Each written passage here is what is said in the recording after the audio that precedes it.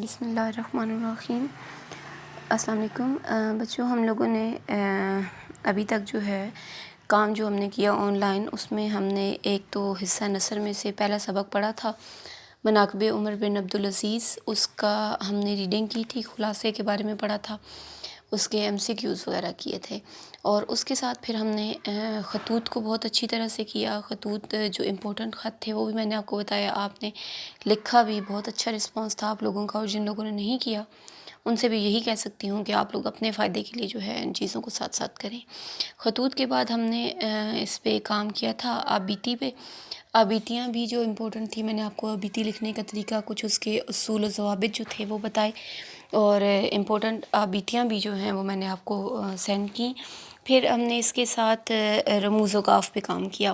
رموز و قاف جتنے بھی امپورٹنٹ تھے وہ کس طرح ہم نے ان کی تعریف پڑھی، ان کے علامات کے بارے میں پڑھا، ان کی مثالیں ہم نے دیکھی، اور جتنے بھی امپورٹنٹ رموز و قاف تھے میں نے آپ لوگوں سے کہا کہ آپ لوگ جو ہے وہ ان کو اپنے پاس لکھ لیں،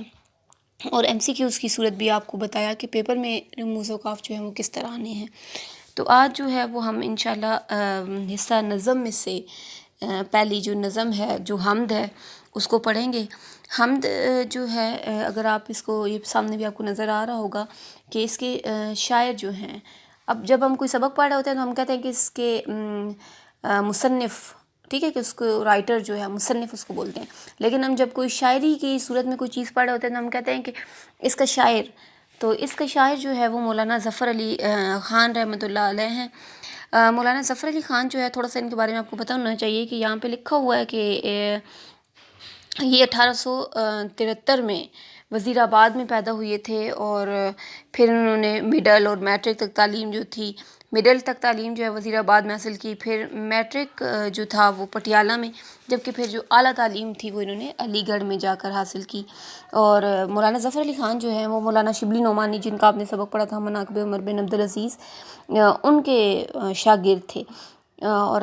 بابائے صحافت جو تھے مولانا ظفر علی خان، ان کو کہا جاتا ہے، ٹھیک ہے، ان کو کیا کہا جاتا ہے؟ بابائے صحافت۔ مولانا ظفر علی خان کا جو لقب ہے ان کو بابائے صحافت کہا جاتا ہے، کیونکہ آپ ایک بہت اچھے اور نڈر جو ہے صحافی تھے، اور ہمیشہ حق اور سچ بات کہتے تھے، اور اسی وجہ سے آپ کو بہت دفعہ جو ہے وہ جیل بھی جانا پڑا تھا۔ ان کا ایک اخبار تھا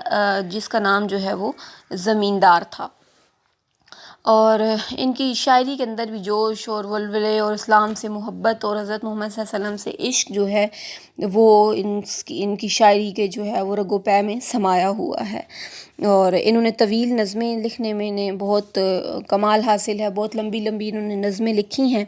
اور ان کی جو تصانیف ہیں ان میں چمنستان ہے، بہارستان ہے، خیالستان ہے، جسیات ہے، ارمغان قادیان، اور دوسری بھی بہت سی تصانیف جو ہیں وہ ان کی مشہور ہیں۔ اور پھر 1956 میں ان کی ڈیتھ ہو جاتی ہے، 1956 میں، یعنی کہ 1873 سے لے کر 1956 تک ان کا جو ہے وہ دور رہا۔ اب جب بھی ہم کسی نظم کی، کسی غزل کی، کسی بھی چیز کی، جب ہم شاعری کی جب ہم تشریح کرتے ہیں تو میں ہمیشہ فرسٹ میں نے آپ کو بتایا کہ آپ نے جو ہے وہ اس شعر کے اکارڈنگ اس کی تشریح کرنی ہے، شعر کو 2-3 دفعہ غور سے پڑھنا ہے، پھر اس میں سمجھنا ہے کہ شاعر جو ہے اس شعر میں کون سا نقطہ بیان کرنا چاہ رہا ہے۔ اب حمد کے بارے میں ہے تو یہ نہیں کہ آپ نے اللہ تعالیٰ کی ساری صفات جو ہیں وہ حمد کے اندر بیان، اس کے ایک شعر آتا ہے تو اس کی ساری جتنی بھی اللہ تعالیٰ کے خالق ہے، مالک ہے، رازق ہے، سب کو رزق دیتا ہے، زندگی دینے والا ہے، موت دینے والا ہے، آپ نے ہر چیز جو ہے اللہ تعالیٰ کے 99 نام تک آپ نے ایک شعر کے اندر نہیں بیان کرنے، بلکہ جو اس شعر سے ریلیٹڈ چیز ہوگی آپ نے وہی اس کے اندر بیان کرنی ہے۔